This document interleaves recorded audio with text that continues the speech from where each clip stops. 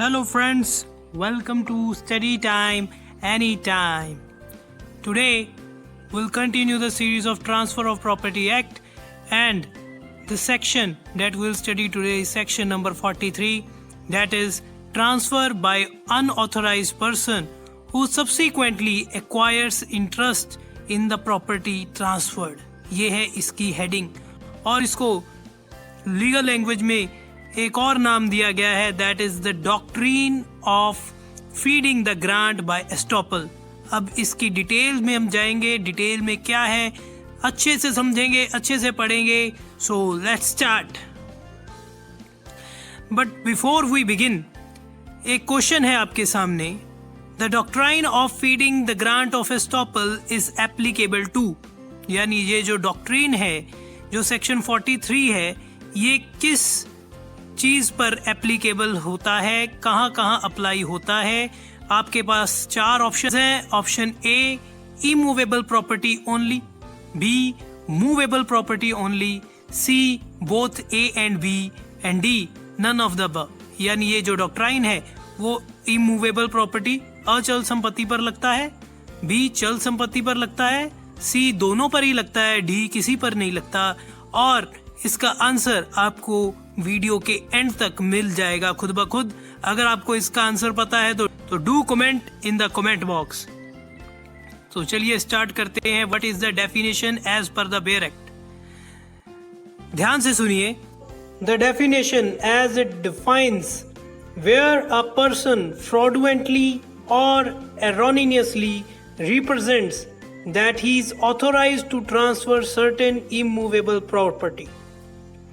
So first thing here to be noted is the person. There is a person and he is fraudulently or erroneously representing that he is authorized to transfer immovable property. तो एक person है उस जो ये represent कर रहा है fraudulently या एरोनियसली, उसको वो धोखा देने के नियत से या उसको खुद को नहीं है क्लियर है, लेकिन वो रिप्रेजेंट कर रहा है कि उसके पास अथॉरिटी है किस चीज़ की, प्रॉपर्टी को ट्रांसफ़र करने की, और स्पेशली इमूवेबल प्रॉपर्टी को, and professes to transfer such property. और फिर वो प्रोफेस करता है, वो एश्योर करता है कि वो ये प्रॉपर्टी ट्रांसफ़र कर देगा. किसके लिए?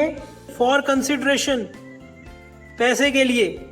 सच transfer shell at the option of the transferee operate on any interest. तो ये ट्रांसफर कब होगा? At the option of transferee. Operate on any interest which the transferor may acquire in such property at any time during which the contract of transfer subsists. So try and understand what they are saying. क्या कह रहा है वो कह रहा है, मान लीजिए एक पर्सन है ए क्लेम करता है बी को कि ये जो प्रॉपर्टी है, this property is owned by A and he has the right to transfer the same to B. He represents it fraudulently or erroneously. He represents and he professes. वो ये कहता है कि मैं ट्रांसफर भी कर दूंगा आपको पैसे लेकर. अब वो ट्रांसफर जो है, अब जो ट्रांसफर है वो अगर B उसको मान लेता है, he enters into contract with that person, लेकिन वो ट्रांसफ़र वैलिड ट्रांसफ़र नहीं होगा क्योंकि असल में ए के पास राइट है ही नहीं. तो उस केस में क्या होगा? उस केस में अगर मान लीजिए इस प्रॉपर्टी का रियल ऑनर था डी, और डी की डेथ हो जाती है, और डी की डेथ हो जाती है और विल के कारण वो प्रॉपर्टी ए के पास आ जाती. प्रॉपर्टी अगर ए के पास आ गई, देन जो बी है वो जो बी है उसके पास ये राइट आ जाता है. जैसे यहां पर लिखा है that such transfer shall at the option of transferee तो बी जो है वो ट्रांसफरी है, खरीदार है, बी के पास ये ऑप्शन आ जाता है कि अब वो ए को अप्रोच करे और उसको कहे कि तुमने मुझे ये कॉन्ट्रैक्ट किया था, मेरे साथ एग्रीमेंट किया था कि मैं तुम्हें ये प्रॉपर्टी सेल करूंगा, ट्रांसफर करूंगा।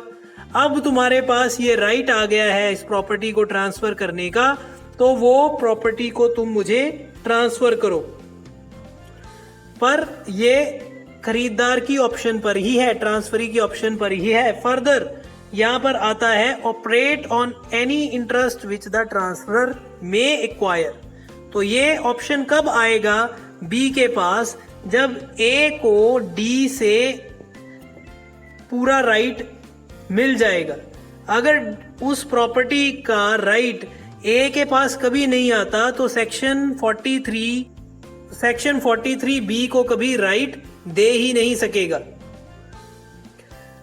So the right will come only when A will acquire some share, some property or some power at any time. There is no time restriction during which the contract of transfer subsists. अब यहाँ पर main है दो चीजें देखने वाली।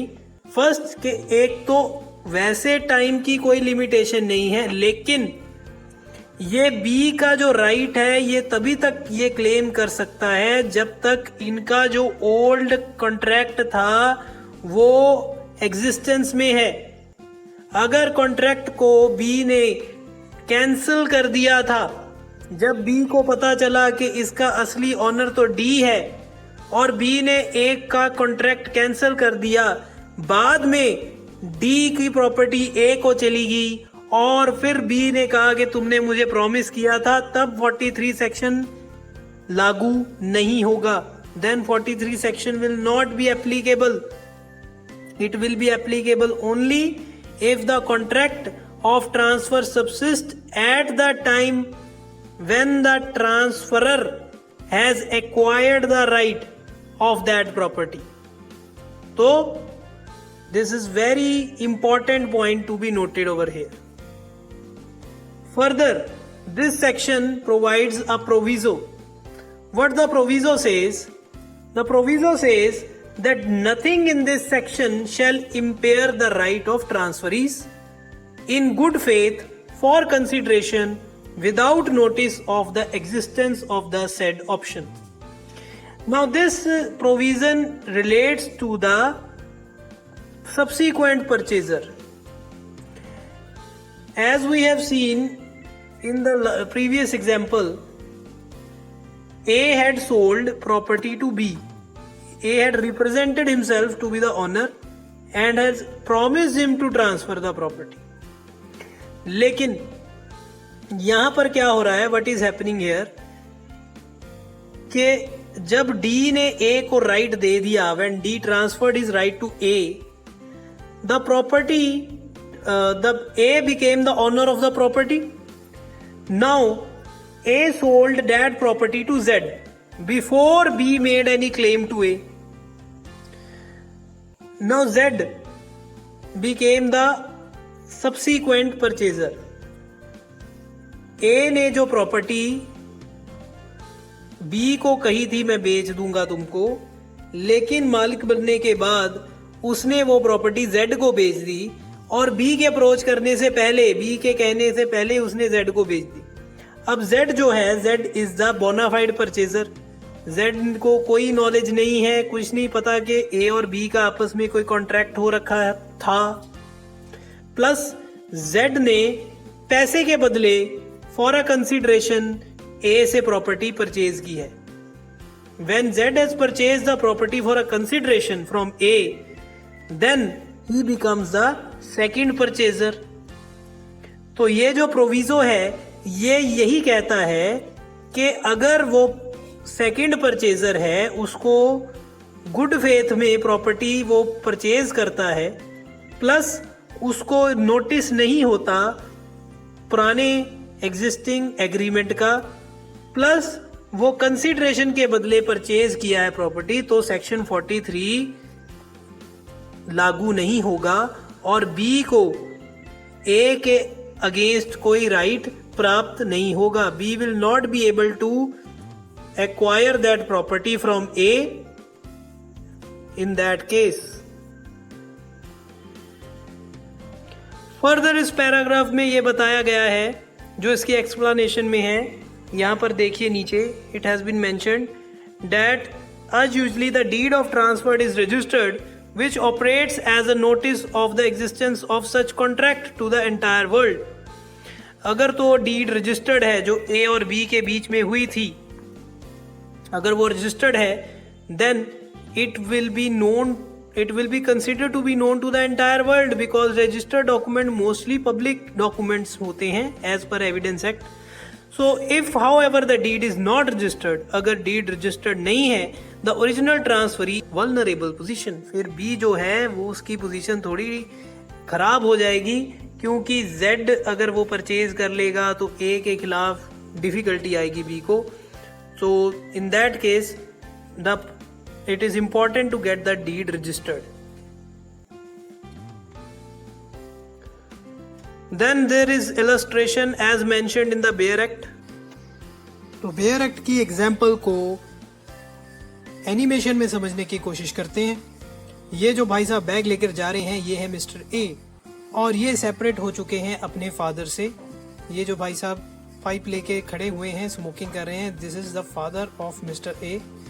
अब separate होते समय इनके पास थी 3 फील्ड्स, 3 प्रॉपर्टी, और इन 3 प्रॉपर्टी को ए ने रिप्रेजेंट किया जाते हुए कि ये ऑथोराइज्ड हैं एक्स, वाई और जेड तीनों को सेल करने के, ट्रांसफर करने के लिए. और ये जाते जाते इस प्रॉपर्टी को सेल कर गए टू मिस्टर सी. अब मिस्टर सी जो हैं उनको पता चला कि ये प्रॉपर्टी जो है एक्स वाई, ये तो उनके पास अथॉरिटी थी मिस्टर ए के पास इनको सेल करने की, लेकिन जेड जो है वो उसके पास अथॉरिटी नहीं थी, वो उसके फादर की प्रॉपर्टी है. लेकिन लेटर ऑन फादर की डेथ हो गई और ये प्रॉपर्टी ट्रांसफर हो गई being a heir to mister A. अब क्योंकि कॉन्ट्रैक्ट खत्म नहीं हुआ था, सी ने कोई कॉन्ट्रैक्ट खत्म नहीं किया था ए के साथ, तो ये प्रॉपर्टी ए को सी को देनी पड़ेगी और मिस्टर ए फिर खाली हाथ लौट जाएंगे, तो मालिक बन जाएंगे मिस्टर सी इस प्रॉपर्टी के. Now there is a very interesting fact that is to be noted. There is a maxim called nemo dat quod non habet, which implies that no one can give to another which he himself does not possess. जो बंदे के पास खुद नहीं है वो आगे कैसे दे सकता है उस चीज को. लेकिन सेक्शन 43 है इस मैगजिम की exception. Section 43 of TPA is exception, and this means that if a person who although has no title to a property yet grants it to another by conveyance fraudulently causing loss to the other. यहां पर वो कह रहा है कि ये एक ऐसी एक्सेप्शन है जिसमें एक बंदा जिसके पास प्रॉपर्टी का टाइटल नहीं होता, वो मालिक नहीं होता प्रॉपर्टी का, फिर भी वो उस प्रॉपर्टी को आगे ट्रांसफर कर देता है जिससे दूसरे बंदे को लॉस होता है, क्योंकि उसने खेला उस बंदे के साथ, खरीदार के साथ fraud. He plays fraud with the purchaser, causes him loss because he is not the owner. Even then he is transferring the property. But इसमें एक्सेप्शन का बेनिफिट क्या है? That यहां पर देखिए ध्यान से, he will lose his subsequent interest in the property to the other in case of any subsequent transfer of such property in his favor. So section 43 ensures the security of the purchaser who has been duped. जिस खरीदार के साथ धोखा हुआ है उसको सुरक्षा provide करता है सेक्शन 43, इसलिए ये जनरल रूल से अलग है. अलग किस तरह होगा कि जब जो हम एग्जाम्पल हमारी चल रही थी डेफिनेशन के टाइम से अगर उसको फॉलो करते रहें तो ए ने प्रॉपर्टी बेचने का वादा किया था बी को, लेकिन बी के पास राइट नहीं था, प्रॉपर्टी किसकी थी, डी की। अब जब डी से उसके पास राइट आ गया, अब बी को जाएगी वो प्रॉपर्टी, ना कि ए के पास रहेगी। This is the punishment to him, ये है उसकी सजा जो सेक्शन 43 निर्धारित करता है ट्रांसफर ऑफ प्रॉपर्टी एक्ट का। हाउ कि जब बी का राइट बनेगा ए के पास आई उस प्रॉपर्टी पर, तो बी क्लेम करेगा, और जो प्रॉपर्टी का झूठा वादा करके ए ने बी से पैसे लिए थे, तो ए को वो प्रॉपर्टी बी को देनी पड़ेगी। A will not be able to reap the fruits of the property that he has acquired in any way from the D because of his fake promises. Further, in this section, we will find a controversial statement due to this maxim and the basis of this maxim and the doctrine of spec successions as defined in section 6 of Transfer of Property Act. अब section 6 of transfer of property act ये कहता है कि कोई भी property transfer नहीं हो सकती अगर उसके पास उस प्रॉपर्टी को ट्रांसफर करने का राइट नहीं है। Property of any kind may be transferred except as otherwise provided by this act.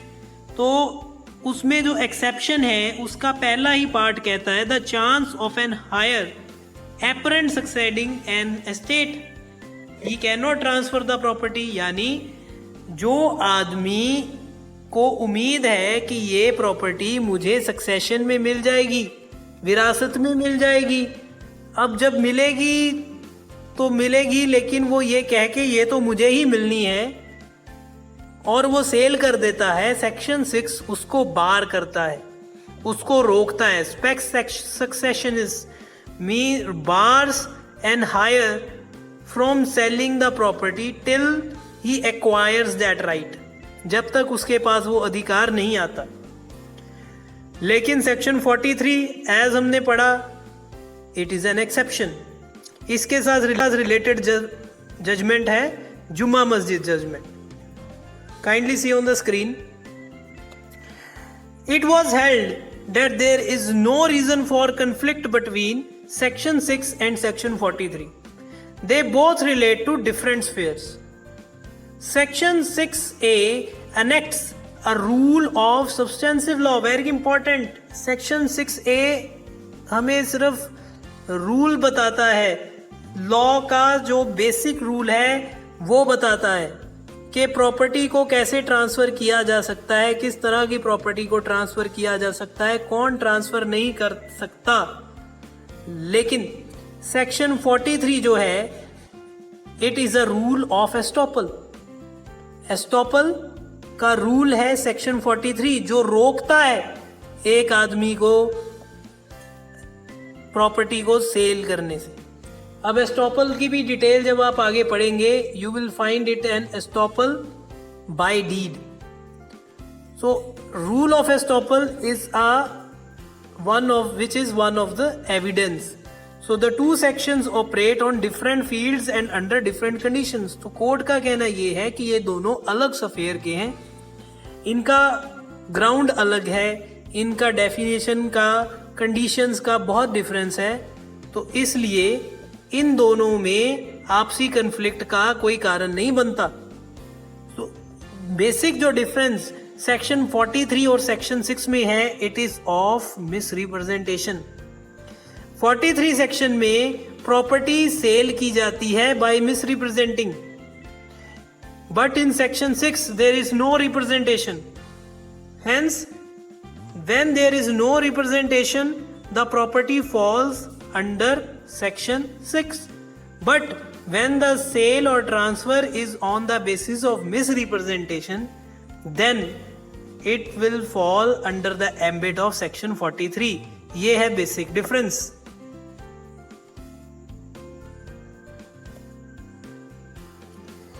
अब जब एस्टॉपल की बात आई है तो एस्टॉपल के बारे में भी कुछ जान लेते हैं। Estoppel has been derived from the French term estop which means shut the mouth and its purpose is to prevent the party from denying the truth. Estoppel का मतलब है कि अपना मुंह बंद रखो, यानी इसका पर्पस है कि अगर कोई पार्टी अपने वादों से भाग रही है मुकर रही है अपने वादों से, तो उसको रोकना। एस्टॉपल 3 तरह का होता है, estoppel by judgment, estoppel in pais and estoppel by deed. Estoppel by judgment आप इंडियन लॉ में दे सकते हो as doctrine of res judicata. Estoppel in pais Indian Evidence Act में है और एस्टॉपल बाय डीड पर है हमारा ये section 43 transfer of property act. So estoppel by deed means party is not allowed to deny from the facts which are stated in the deed previously made between the parties. तो estoppel by deed का मतलब है कि parties जो उस deed में थी, जो उन्होंने लिखती जो किया था, उसमें जो भी लिखा है उससे अब पार्टीज ए और बी दोनों ही भाग नहीं सकती। They cannot escape the promises they have made in the deed. So this is estoppel by deed और सेक्शन 43 एस्टॉपल का रूल है। Moving on further, there is an MCQ.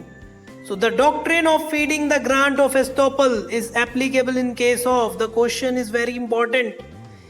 The question is asking कि ये जो हम section 43 पढ़ रहे हैं ये किस चीज पर एप्लीकेबल है। A point, any property acquired by the transferor later on. मान लीजिए ए है यहाँ पर जो सबको मिसगाइड कर रहा है और उसने बी को मिसगाइड करके मिसलेड करके प्रॉपर्टी का कॉन्ट्रैक्ट कर लिया। अब वो प्रॉपर्टी तो ए को नहीं आई, वो प्रॉपर्टी डी ने आगे किसी एक्स को दे दी। अब लेकिन हुआ क्या, एक और प्रॉपर्टी थी जो ए को कहीं और से हायरिंग में या सक्सेशन में या समहाउ आ गई। अब बी क्या करेगा, बी ए के पास जाएगा कि तुमने ये प्रॉपर्टी बेचने का मुझे वादा किया था लेकिन तुम फेल हो गए, परंतु मुझे पता चला है that you have got a property number 2 from someone. तुम्हें एक ये प्रॉपर्टी भी मिली है, अगर तुम मुझे ये प्रॉपर्टी नहीं दे सकते हो तो मुझे ये वाली प्रॉपर्टी दो, give me that property. So in that case, is section 43 applicable? No. Section 43 is not applicable in this case because it is only related to the subject matter property. If the subject matter property that he has earlier promised to give, अगर वो property जिसका उसने वादा किया था वही उसका right, उस प्रॉपर्टी का राइट ही ए के पास अगर आएगा तभी परचेजर का बी का क्लेम बनेगा उस प्रॉपर्टी पर ए से लेने का, किसी भी प्रॉपर्टी पर नहीं बनेगा। तो यहां पर जो एनी प्रॉपर्टी है it makes this option wrong. So answer is option B, only the property of subject matter acquired by the transfer, this case the section 43 is applicable. So the judgment in which it was cleared is Ram Bhavan Singh versus Jagdish. The court observed that the doctrine of feeding the grant of estoppel does not apply in cases where the transferor has acquired interest not in the property which is subject matter of the transfer but in some other property.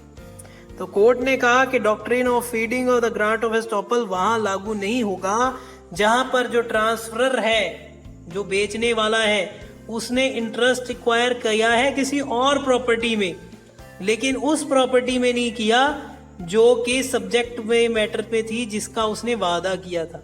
तो जिस property का उसने वादा किया था अगर वो property उसके नाम पर नहीं आई तो किसी भी प्रॉपर्टी को लेकर हम उस बेचने वाले पर सेक्शन 43 अप्लाई नहीं कर सकते। आगे है जी एसेंशियल्स ऑफ सेक्शन 43।